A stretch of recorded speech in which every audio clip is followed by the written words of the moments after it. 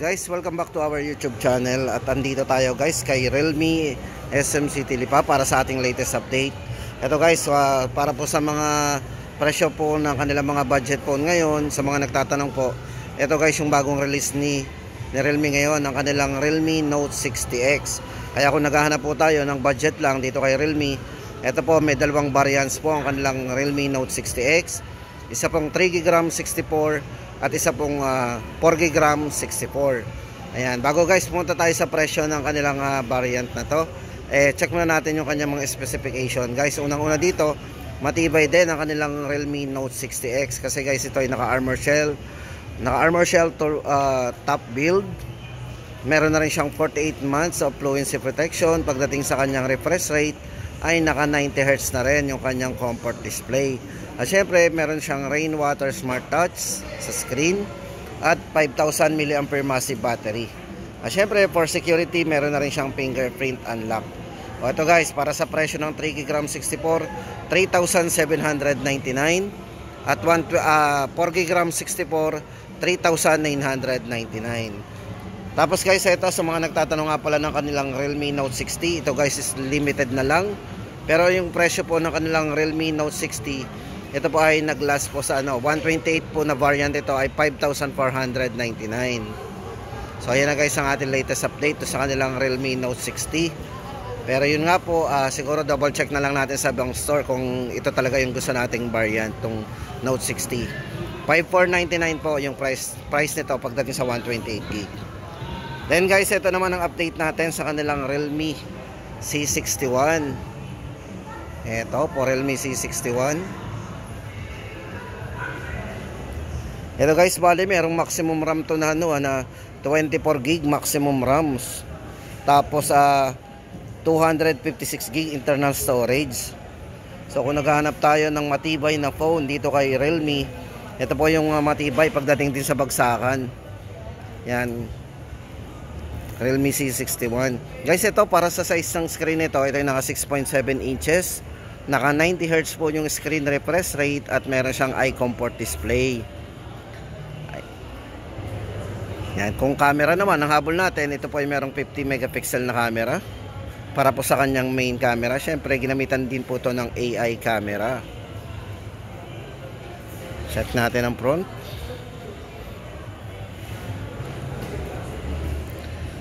Yan, bali guys, ito para sa dalawang color nito guys, ito ay merong sparkle gold and dark green. Yan, sa presyo po guys nito, ang available po dito sa kanila, yung kanilang 256GB. Para po sa presyo ng Realme C61, ito po ay 7,999. O yan, kung naghahanap po tayo ng matibay, yan, pambagsakan din po yan. Tapos guys, ito naman ang update natin sa kanilang Realme.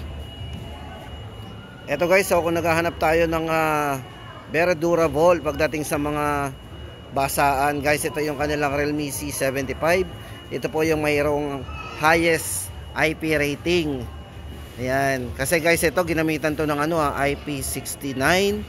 Syempre meron din tong mga IP68. O di ba? At IP66. So ganun siya ka-durable pagdating sa sa basaan. So ayan guys, pagdating sa kanyang presyo, ito po ay merong dalawang variants.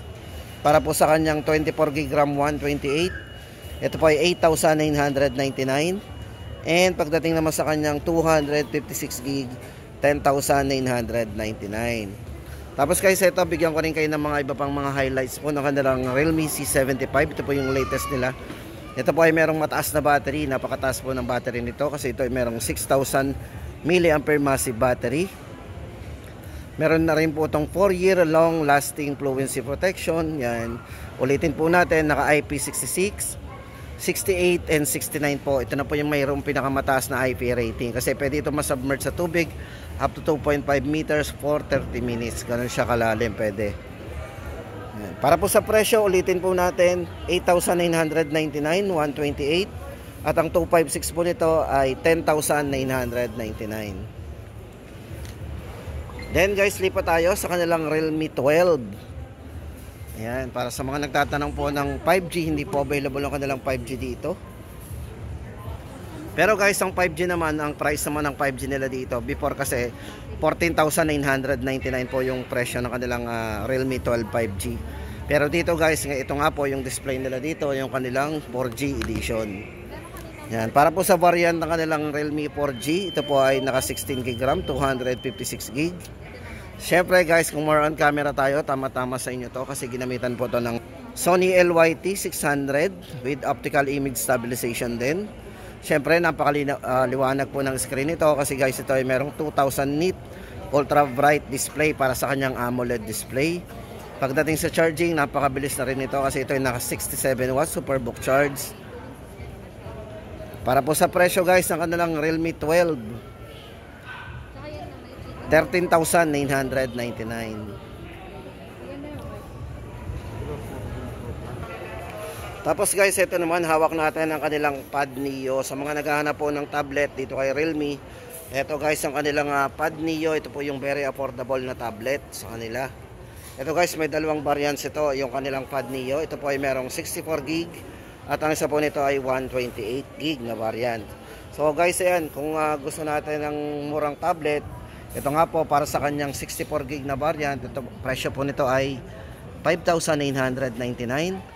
Syempre guys, kung gusto natin ng mas mataas na memory, 128GB, ay 7,499. Check po natin ang camera. Liwanag na rin ang front camera nito. Tapos kanyang main camera. So ito guys, tamang-tama ito pang school natin, no? Pang online school, online study yan, pang regalo. Yan, ulitin po natin ang price guys. 5,999 po ang 64 at 128 po nito ay 7,499. So ito guys yung kanilang TechLife Pad Neo.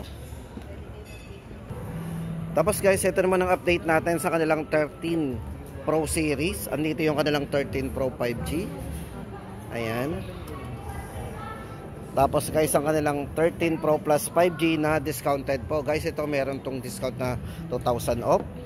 Tapos ang kanilang latest model guys, andito yung kanilang 14 Pro 5G. Yan, i-update po natin guys. Tapos yun nga lang guys, wala sila pang display dito ng kanilang 14 Pro Plus. So ano ba yung difference guys sa design noon? Alamin natin mamaya guys. Tapos ito na, umpisahan na po natin ang update natin sa kanilang mga 13 series. Ito guys, hawak natin ang kanilang Realme 13 Plus 5G. Guys, ito good news kasi ang kanilang Realme 13 Plus 5G ay discounted na. Yan, may less po ito na 2,000 from 19,999. Ngayon po ay 17,999. So samantalahin po natin guys yung discounted yan kasi ito ay limited offer lang din. Yan, para po sa kanilang processor, ito pag-usapan muna natin. Ito ay naka Dimensity 7300 Energy. Yan, yung ginamit pong chipset. Syempre guys, sa mga gamer dyan, ito ay naka GT mode din para po sa mga gamer. At syempre maganda dito, meron po itong built-in na vapor chamber kung saan ito yung pinaka-cooling system. So mga sa mahilig maglaro dyan. Pagdating naman po sa charging, napakabilis po nitong mag-charge itong si 13 Plus 5G kasi ito ay naka 80 watts superbook charge na. Yan, para po sa presyo guys, ulitin po natin ang price nito. Ito ay 17,999 na lang, discounted na ng 2,000. Tapos guys, ito naman ang kanilang Realme, ito discounted din, ang kanilang Realme 13 Pro Plus 5G naman. So guys, huwag tayo malilitaw, yung isa ay 13 Plus 5G. Tapos ang kanilang ito pa po yung isang discounted nila, Realme 13 Pro Plus 5G. Ito po from 31,000. So dating 31,999. Ito po yung naka 512GB. Ngayon po ay 29,999. So ito po yung merong 120 times super zoom na ginamitan po ng Sony LYT600 na para sa kanyang periscope camera. Syempre pagdating sa video guys, napaka-smooth ng video nito kasi ito ay naka 60 fps, 1080 60 frame.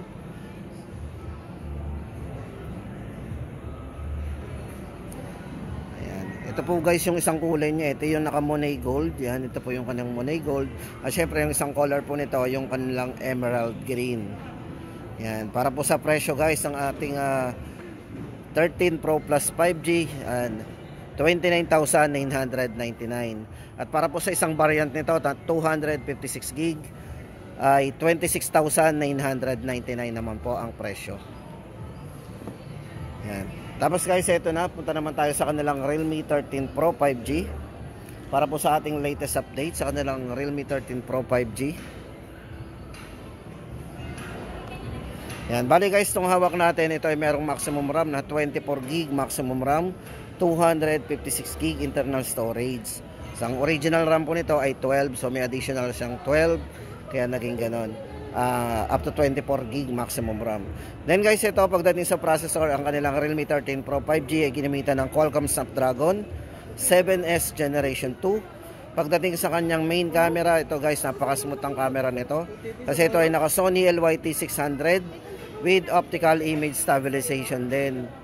Then meron po siyang 0.6 o yung kanyang 112 degree para po sa kanyang ultra wide angle. 120Hz na rin po yung kanyang refresh rate pagdating sa kanyang screen na naka-curve OLED display. Yan, naka-curve screen guys, ito curve screen. Tapos guys, check naman natin yung kanilang yan, yung kanilang bago. O ito guys, para sa latest update po natin sa presyo ng kanilang 13 Pro 5G ay 24,999. Tapos guys, ito na ang kanilang Realme 14 Pro 5G. Ito yung latest model ni Realme ngayon. Guys, ito naka quad curve yung design nito. Bali yung bagong release po nito na 13 Pro Plus 5G, wala nga lang po tayong hawak. Ang hawak po natin ay itong kanilang Realme 14 Pro 5G. So ito naka curve screen din yan. So ano ba yung difference nito doon sa 14 plus 5G guys? Yung 14 plus 5G naka quad curve, pati yung ibabaw naka curve. So itong hawak natin, ito yung 14 Pro 5G. So yun ang difference sa design. Ito guys, pagdating sa mga specification po ng ating 14 Pro 5G, ito yung bago nila. Ito ay pagdating sa camera, unang-una dito yung camera nito, napakalinaw po ng camera nito. Kasi guys, ginamitan to ng Sony IMX882 with optical image stabilization.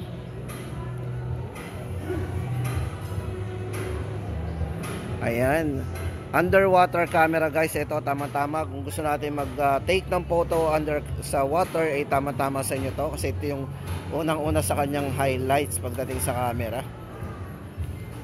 At syempre guys, ginamitan dito ng 2 megapixel po para sa kanyang black and white camera. Syempre, kung mga camera features guys, ito meron po itong AI Ultra Clarity 2.0, AI Snap Mode, so kung mabilis yung galaw ng subject natin, ay makukuha nito ng maliwanag. Underwater mode, yun nga po, pwede tayo mag-take ng photo and video sa underwater. At syempre, live photo meron siya. Pagdating sa front camera, naka 16 megapixel po ang kanilang 14 Pro 5G. Ayan. Then syempre, sa mga nagtatanong, ang ating pang processor na ginamit sa kanilang 14 Pro 5G is naka MediaTek Dimensity 7300 Energy 5G 4 nanometer ang ginamit. Yan, para po sa size ng screen ito ay naka 6.7 inches, naka full high definition display. Syempre naka OLED display po yan, 120Hz po pagdating sa kanyang screen refresh rate. Yan. Syempre ito ay naka dynamic RAM expansion din, 12 plus 14. So meron siyang maximum RAM na 26GB maximum RAM. Tapos guys, ang variant ito, itong storage niya is 256GB na. Tapos ang maganda sa kanya, ito ay Android 15 na. So yung latest model na po ng Android natin. Yan. Para po sa ating price ng ating 14 Pro 5G, ito ay 21,999. Tapos guys, ang kanilang 14 Pro Plus 5G nga po, yan, ginamitan din to ng, ayan, yung design nga po nila, naka quad curve na yung kanilang 14 Pro Plus 5G. So yun guys, wala tayong hawak dito ng kanilang Realme 14 Pro Plus 5G. Yan, bigay ko na lang po yung presyo guys ng kanilang Realme 14 Pro Plus 5G. Ang price po nito ay 27,999. So yun nga po guys, ang design noon ay naka quad curve na. So pati yung ibabaw naka curve. Yan. Yan po yung ating presyo para sa kanilang Realme 14 Pro Plus 5G. Pero guys, ito pag-usapan na rin natin. Sabihin ko na rin sa inyo yung mga specification nito. Yan, naka 50 megapixel Sony IMX896. So napaka-smooth na rin niya kasi meron siyang optical image stabilization. 120 times zoom, super zoom. At meron siyang wide angle na 8 megapixel. So syempre guys, ito yung mga camera features na yung mga bago sa kanya. At mas mataas na 32 megapixel ang front camera nito. Sa processor, naka Snapdragon 7S Generation 3 5G at naka 4 nanometer. Ito guys, medyo malaki pala yung screen ng kanilang ng Pro Plus 5G. Kasi ito ay naka 6.8, naka 1.5K resolution OLED display at naka 120Hz po yung kanyang bezel-less quad curve. So napakanipis pala ng bezel nito. At ang maganda guys dito sa charging and battery, napakataas na rin. 6,000 mAh battery at merong 80 watts super book charge na. Syempre napakataas din ng memory, 512GB at yung Android niya is Android 15. Syempre guys, ito IP rating napakataas, meron siyang IP69, IP68 and IP66. So napaka-liit ng tsansa na makapasok po dyan yung mga ingress. So tinatawag na ingress protection kasi nga po ay meron siyang mataas na rating pagdating sa mga resistant and dust resistance. Yan. Para po sa presyo guys ng kanilang 14 Pro Plus 5G ay 27,999. At yan guys ang ating latest update dito kay Realme ngayong March 22, 2025. So guys, babalik po tayo sa kanilang store, baka may mga iba pang promo. Mali natin may lumabas pong mga bago pa. O, di ba?